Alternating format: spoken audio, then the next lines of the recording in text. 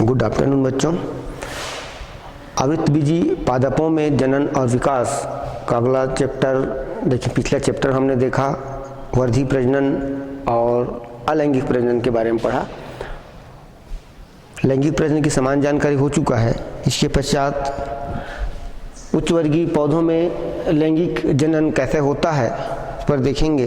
तो उच्च वर्गीय आवृतबीजी पादपों में लैंगिक जनन की जो इकाइयाँ हैं या गेमीट है, इसका निर्माण एक विशिष्ट अंग में होता है जिसे हम पुष्प कहते हैं। एक पुष्प की संरचना का अध्ययन करें तो पुष्प 4 भागों से मिलकर बना होता है।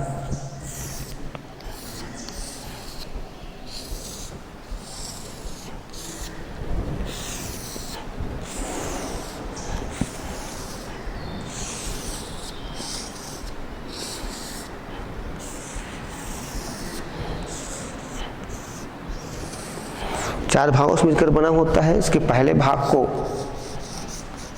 कैलिक्स कहते हैं, दूसरे भाग को कोरोला, तीसरा भाग जनन अंग है एंड्रोइसियम,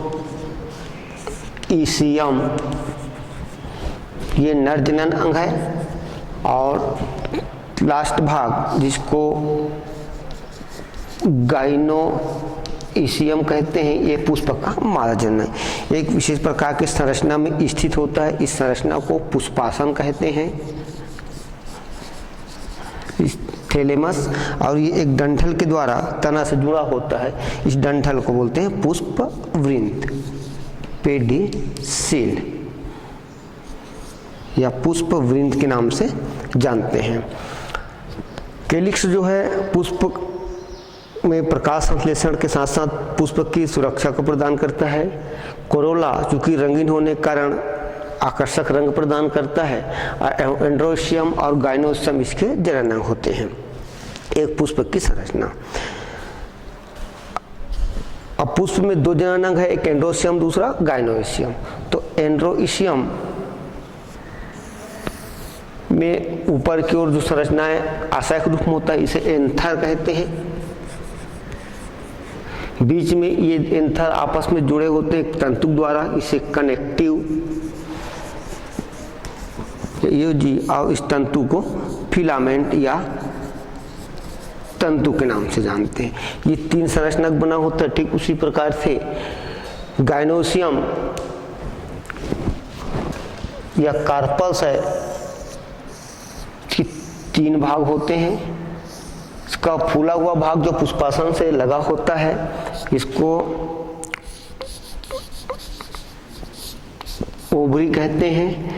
बीच का तंतु नलिका वाला भाग स्टाइल, और सबसे लास्ट चपटा या wall pin head like structure होता है जिसे स्टिग्मा कहते हैं। इसी ओवरी पर ओव्यूल उपस्थित होते हैं, बीजांड उपस्थित होते हैं जो बीज का निर्माण करता है। तो ओव्यूल से बीज बनते हैं और ओवरी से फल का निर्माण होता है। इसके पश्चात एक पुष्प के कार्य देखिए। पुष्प का सबसे प्रमुख कार्य है प्रजनन का, क्योंकि पादप का प्रजनन अंग होते हैं और ये फल और बीज का निर्माण करते हैं। यह पौधों के गुणों का संरक्षक होता है, पौधों के समस्त गुणों को संरक्षित रखते हैं और विभिन्नता एवं जैव विकास में मदद करता है। इसकी बाह्यदल अर्थात सेपल जो होते हैं पौधों की मुख्य अंगों की रक्षा करते हैं और प्रकाश संश्लेषण का कार्य भी करते हैं। पुष्प परागण की क्रिया के लिए विभिन्न आकर्षित करते हैं, कीटों वगैरह को आकर्षित करते हैं, जिससे पर परागण की संभावनाएं बढ़ जाती है। नर जनन अंग या नर कोशिका जिसको नर युग्मक कहते हैं, और मादा जनन अंग जिसको मादा कोशिका या मादा युग्मक कहते हैं, वो उसका निर्माण पुष्प में ही होता है। फिर लैंगिक जनन के चरण।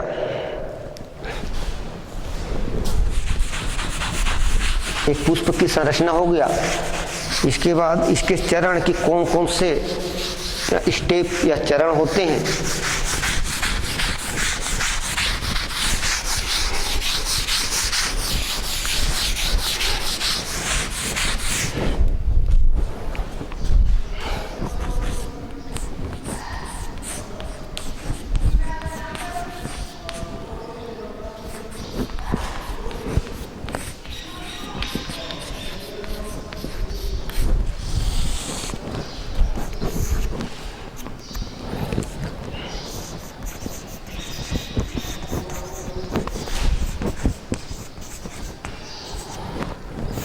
पहला चरण है गेमेटोजेनेसिस।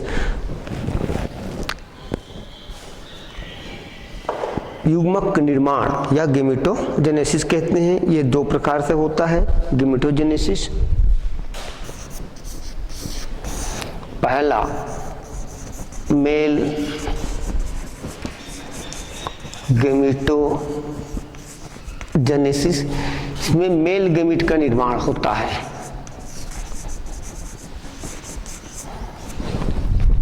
दूसरा है फीमेल गेमेटोजेनेसिस, जिसमें फीमेल गेमिट का निर्माण होता है।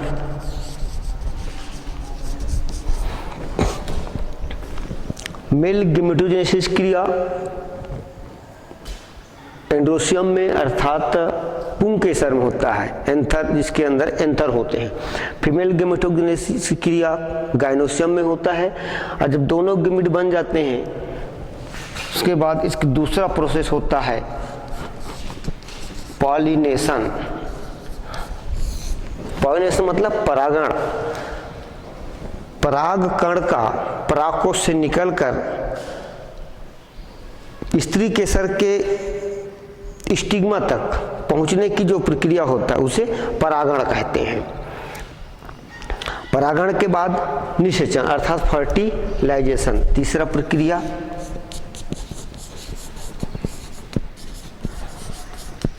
फर्टिलाइजेशन, इस प्रक्रिया में मेल गेमिट और फीमेल गेमिट आपस में संयुग्म होते हैं, दोनों केंद्रक मिलते हैं और जाइगोट बनाते हैं।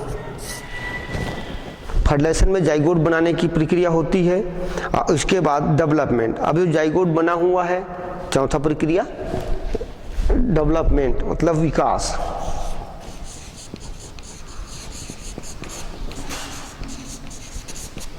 डेवलपमेंट विकास, जो जाइगोट बना है फर्टिलाइजेशन के दौरान, ये बना हुआ जो जाइगोट है वह भ्रूण बनाता है और जो भ्रूण है वो डेवलपमेंट करता है मतलब विकास करता है और एक शिशु पौधे को जन्म देता है। इस प्रकार से कि चार प्रमुख चरण हैं, पहला गेमेटोजेनेसिस, दूसरा परागण, तीसरा फर्टिलाइजेशन और चौथा डेवलपमेंट।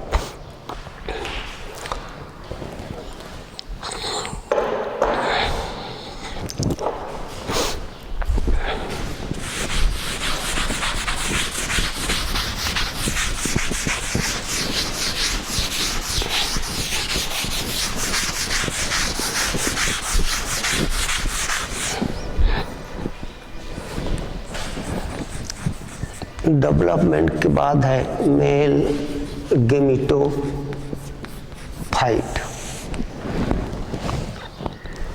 नर युग्मकोद्भिद आवृतबीजी पादपों में परागकण ही नर जनन अंग या नर जनन इकाई कहलाते हैं, या इसी को नर युग्मकोद्भिद या मेल गेमेटोफाइट कहते हैं। इसका विकास परागकोश के अंदर कोष्ठ होता है, जिसे परागकोश कहते हैं, उसके अंदर होता है, इसे माइक्रोस्पोर या मेल गेमेटोफाइट कहते हैं। यदि एक परागकोश संरचना का अध्ययन करें तो एक एंथर में दो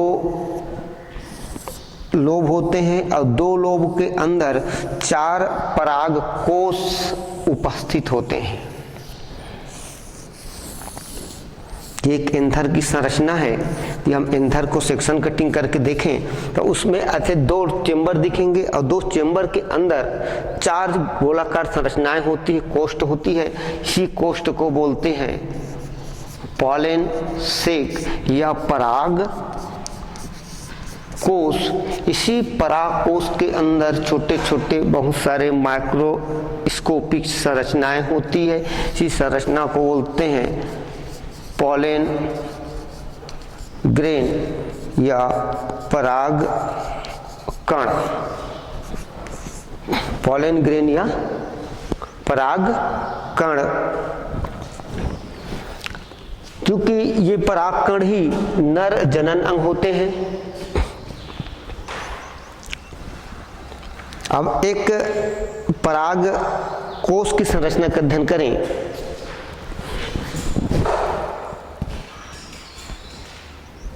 एक पराग कोश की संरचना का अध्ययन करें तो इसके सबसे आउटर लेयर बाहर की ओर एक स्तर होती है। इस स्तर को बोलते हैं एपिडर्मिस।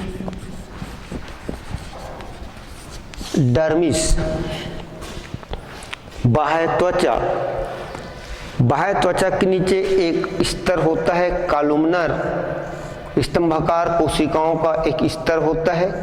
इस स्तर को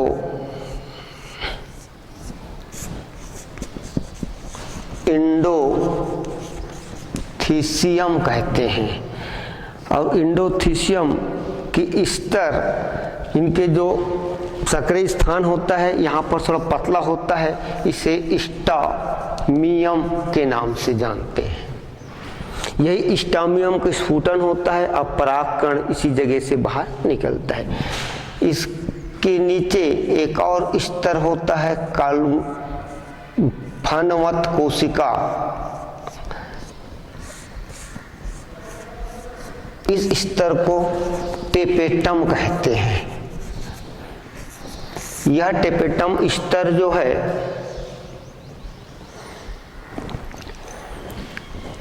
परागकोश और परागकण के एक्जाइन को बनाता है। और यही टेपेटम टेपेटम के पहले इसको मध्य स्तर होगा, मिडिल लेयर बोलेंगे, मिडिल लेयर के नीचे टेपेटम होगा, स्तंभाकार कोशिकाओं का एक समूह, ये टेपेटम। तो ये टेपेटम जो स्तर होता है पराग कण को पोषण प्रदान करता है और पराग कण के बाह्य आवरण को बनाते हैं। परागकण को पोषण प्रदान करते हैं और परागकण के बाह्य आवरण अर्थात बाह्य भित्ति, जिसको एक्जाइन कहते हैं, इसका निर्माण में भाग लेता है। टेपेटम के अंदर बहुत छोटे छोटे गोलाकार संरचनाएं होती है जो प्रारंभ में माइक्रोस्पोर मदर सेल के रूप में रहती है। अब यही माइक्रोस्पोर मदर सेल में अर्धसूत्री विभाजन होता है, जिसके फलस्वरूप यह परागकण के रूप में या माइक्रोस्पोर के रूप में परिवर्तित होता है। इसी कण को बोलते हैं पॉलन ग्रेन परागकण या माइक्रोस्पोर, या यही जो है मेल गैमेट कहलाता है।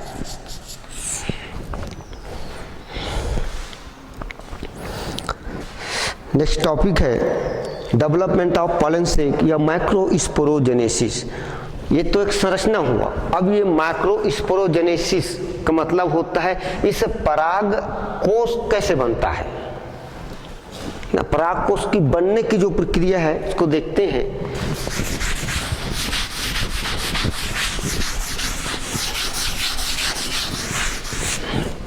डेवलपमेंट ऑफ पॉलन सेक।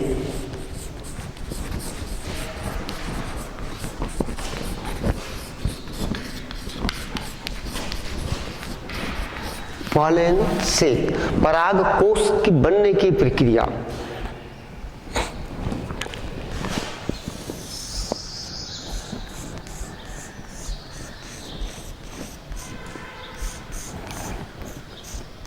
जब इसका निर्माण होता है उस समय ऐसे कोशिकाओं का समूह होता है। इसकी बाहरी स्तर को एपिडर्मिस कहते हैं और अंदर के जितने भी कोशिका समूह है वो सभी मेरिस्टेमेटिक कोशिका होता है। मेरिस्टेमेटिक कोशिका, ये मेरिस्टेमेटिक कोशिका के कुछ बाह्य की जो कोशिका है वो अपने रूप में परिवर्तन करता है। कोशिका द्रव्यों को इकट्ठा कर लेता है, थोड़ा गाढ़ा हो जाता है और अन्य कोशिका से बड़ा हो जाता है। जब ये कोशिका बड़ा होता है तब इस कोशिका को बोलते हैं आर्किस्पोरियल सेल। अब इसी आर्की स्पोरियल सेल में, क्योंकि ये चारों कोनों पर इस प्रकार की विभाजन होता है, 4 पॉलन ग्रेन पैनल से बनते हैं, 1 2 3 4।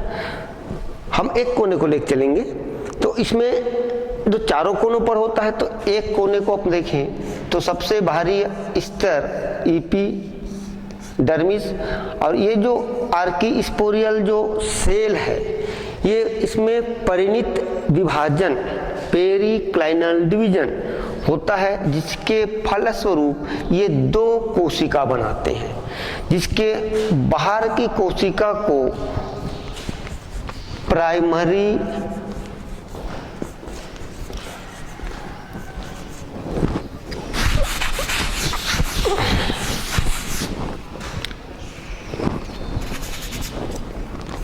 पेराइटल सेल, अंदर की कोशिका को प्राइमरी स्पोरोजीनस सेल कहते हैं।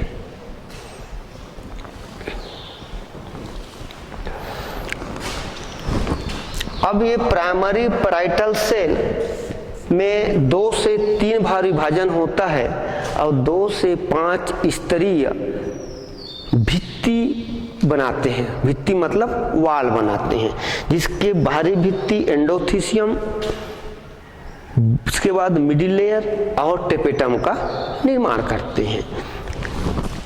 और प्राइमरी स्पोरोजीनस जो टिश्यू होता है, सेल होता है, ये और विभाजन करता है और परिवर्तित हो जाता है, इसमें फिर विभाजन होता है और परिवर्तित हो जाता है माइक्रो स्पोर मदर सेल।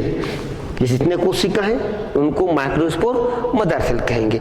इसी माइक्रोस्पोर मदर सेल में अर्ध सूत्री विभाजन होता है, और ये माइक्रोस्पोर मदर सेल अर्धसूत्री विभाजन होता है। उसके पश्चात ये बना लेते हैं पॉलन ग्रेन, ये परागकण भी बनता है। तो डेवलपमेंट ऑफ पॉलन से, और यहाँ पर आगे जोड़ दीजिए माइक्रोस्पोरोजेनेसिस, दोनों क्रिया साथ साथ होता है। एक परागकोश बनता है, फिर परागकोश के अंदर जो माइक्रोस्पोर मदर सेल है ना, इस माइक्रोस्पोर मदर सेल में अर्ध सूत्री विभाजन होता है। अर्धसूत्री विभाजन क्योंकि माइक्रोस्पोर मदर सेल डिप्लॉयड रहता है, 2n number of chromosome 2n, और जैसे अर्धसूत्री विभाजन होता है ये सभी परागकण हैप्लॉयड हो जाते हैं। इस प्रकार से चारों कोने पर 4 परागकोश बनते हैं और चारों परागकोश में बहुत सारे परागकण बनते हैं। इसके बाद एक परागकण की संरचना।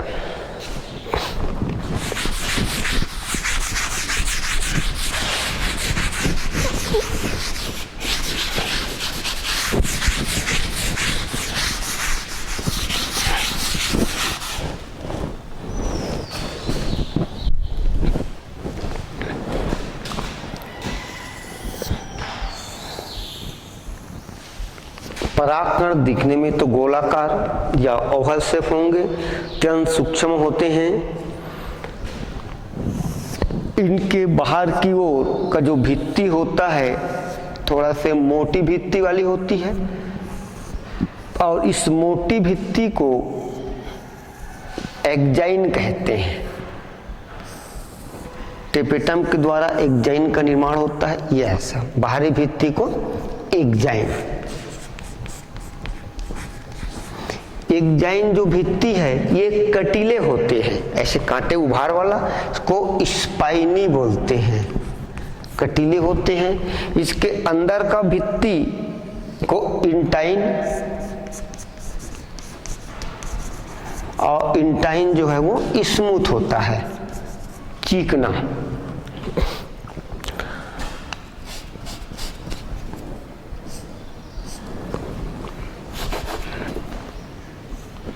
इनके एक्जाइन में कुछ छोटे छोटे ऐसे छिद्र होते हैं, 3 हो सकते हैं द्विबीजपत्री पादपों में, एकबीजपत्री पादपों में 1।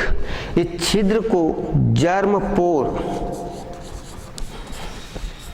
जनन छिद्र कहते हैं। जब इसका अंकुरण होगा परागकण का तो यहीं से एक पराग नलिका बनेगा। इसके अंदर एक केंद्रक होता है और यहाँ पर कोशिका द्रव्य भरे होते हैं।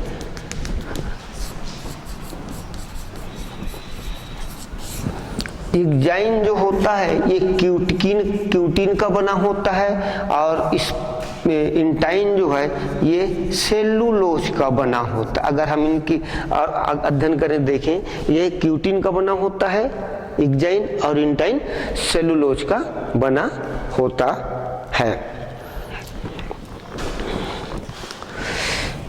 इसके पश्चात परागकोश का स्फुटन, जब परागकोश परिपक्व हो जाते हैं, परिपक्व होने के बाद इसकी एपिडर्मिस और एंडोथीसियम ही रह जाते हैं, बाकी मिडिल लेयर और टेपेटम नष्ट हुए रहते हैं।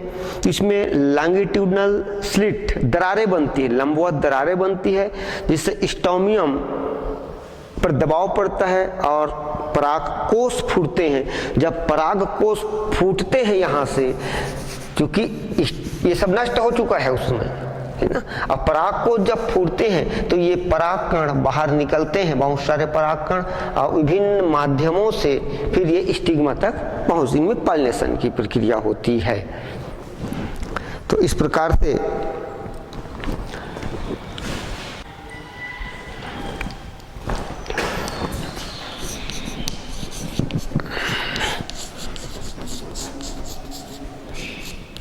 Structure of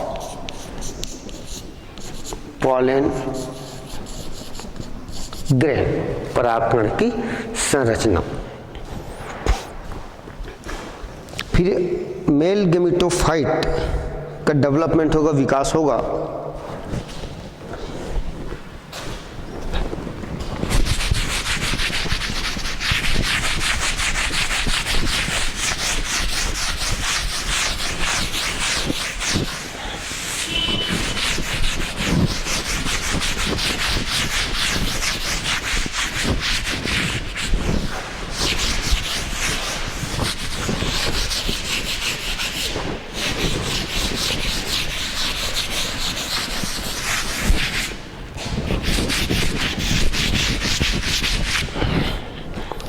development of male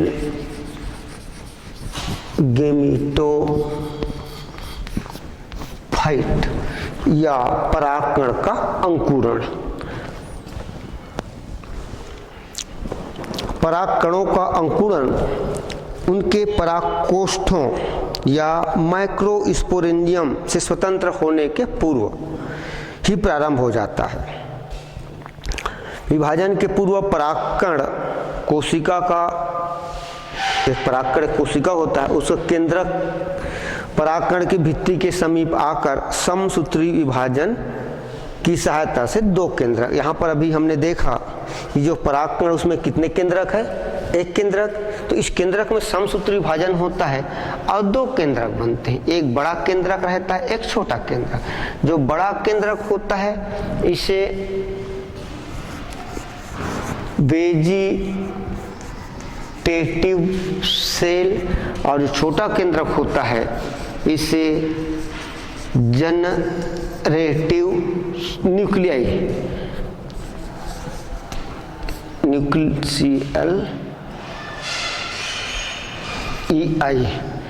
generative cell ना कहें, इसको न्यूक्लियाई ही कहें, जनरेटिव न्यूक्लियाई। 2 केंद्रक विभाजित हो गया।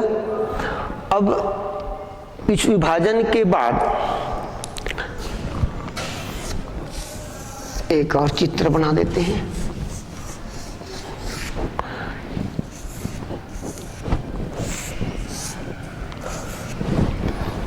जो ट्यूब न्यूक्लियाई होता है, या नाम और देख लीजिए, एक और नाम है इसी का, ट्यूब न्यूक्लियाई है ना, दो नाम जानते हैं, एक वेजिटेटिव सेल न्यूक्लियाई कहें या ट्यूब न्यूक्लियाई कहें।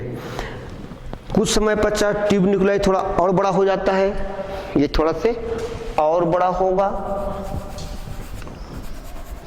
और जो जनरेटिव न्यूक्लियाई है ये विभाजन करके दो न्यूक्लियाई बनाते हैं। विभाजन हो रहा है,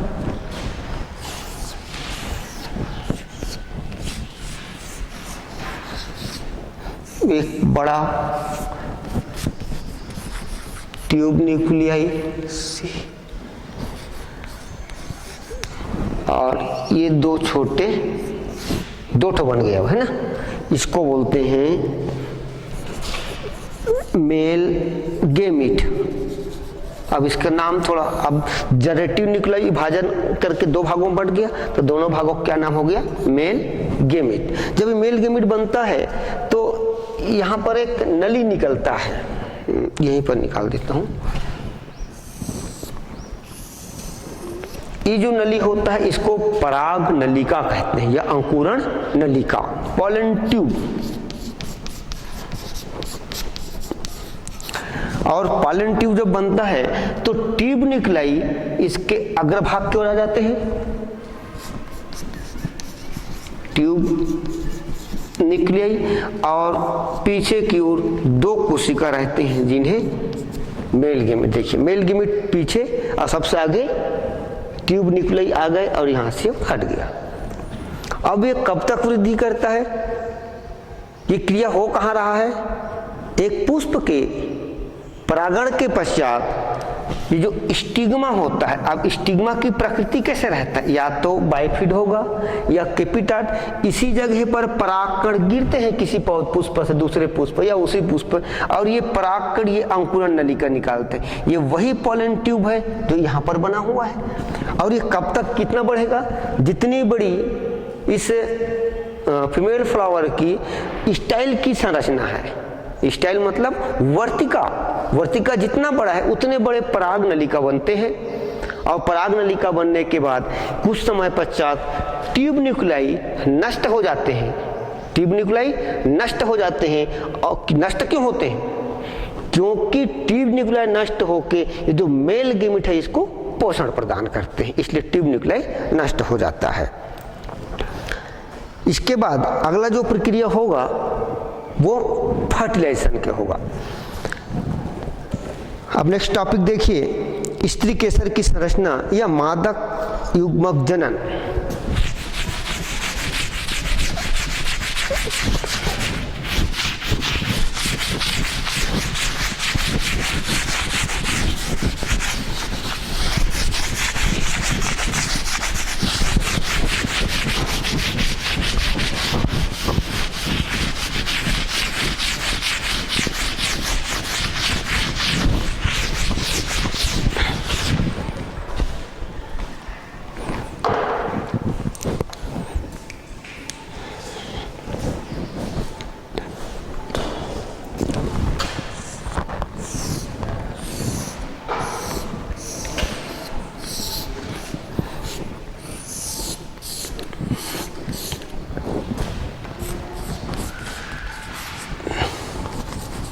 स्टिग्मा, स्टाइल और ओवरी, तीन भागों को मिलकर बना होता है एक फीमेल फ्लावर, गाइनोइशियम, जो पुष्पासन पर स्थित होता है। इसी ओवरी पर ऐसे बीजांड लगे होते हैं, ठीक है, इसको क्या बोलते हैं, बीजांड, ओव्यूल, यही बीज का निर्माण करते हैं। तो ये संरचना है एक फीमेल फ्लावर की। अब इसमें फीमेल फ्लावर आगे चल के इसी जगह पर एम्ब्रियो सेक बनेगा, और एम्ब्रियो सेक में ही फर्टिलाइजेशन क्रिया होगी और बीज का निर्माण होगा, फल का निर्माण होगा। इसके पहले बीजांड की संरचना को देखें कि बीजांड होता क्या है।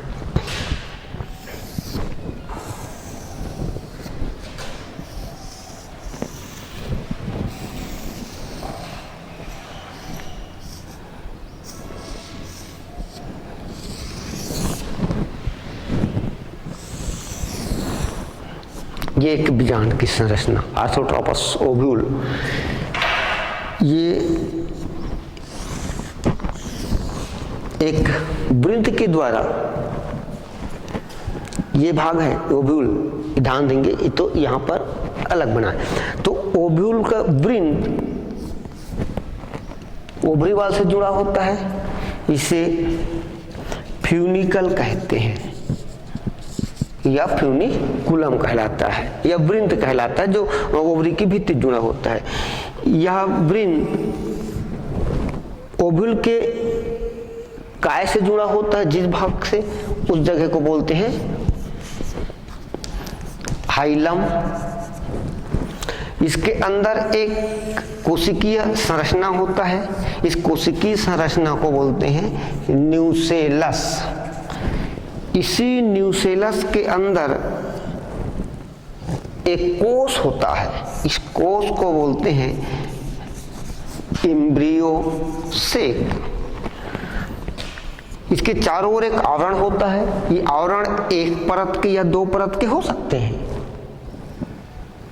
है ना। कुछ में एक परत के, कुछ में दो परत होते हैं। जब एक, तो इनको बोलते हैं इंटेगुमेंट